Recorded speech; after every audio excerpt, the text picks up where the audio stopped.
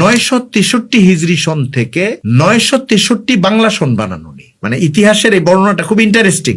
অনেকে বলে আপনি এই অঞ্চলে বাস করেন, এই অঞ্চলের সব সংস্কৃতি আপনি নিচ্ছেন না কেন? যেটা ইসলাম অনুমোদিত না ওইটা মুসলমান নিতে বাধ্য না। ঢাকার পয়লা যেন অষ্টমীর একডালিয়া, মানে তারা এতটাই হিন্দু অনুষ্ঠান কেন্দ্রিক এটাকে যুক্ত করে ফেলেছে। মঙ্গল আকাঙ্ক্ষাকে এবং সার্বজনীনতার নামে এটার সঙ্গে যুক্ততাটাকে একটা অপরিহার্য ভঙ্গিতে চাপিয়ে দেওয়া হচ্ছে। তো অনেকে বলে যে আপনি ইবাদতকে সংস্কৃতি বলতেছেন কেন? এটা দৃষ্টিভঙ্গির ব্যাপারে। একটা জিনিসই ইবাদত, ওইটা আবার সংস্কৃতি, ওইটা আবার অর্থনীতিও হইতে পারে, আবার বাণিজ্যও হইতে পারে। যেরকম তো যদি সংস্কৃতিটা এমন হয় যেটা অন্য ধর্মের ধর্মীয় প্রতিনিধিত্ব করে এবং মুসলমানদের ধর্মের ধর্মীয় বিশ্বাসের বিরোধিতা করে, তাহলে ওইটা নিছক সংস্কৃতি না, এটা ধর্ম আশ্রয়ী সংস্কৃতি। বাংলা সনটার গোড়া কিন্তু হিজরি সন। ও রং তো ছিটাইতেছে, মুখে লাগাইতেছে এবং প্রচার করতেছে এই জন্য যে এটা হিন্দুদের দেওয়ালি বা হোলি উৎসবের একটা অংশ। মুসলমানদের জন্য এটা একটা ডবল সমস্যা।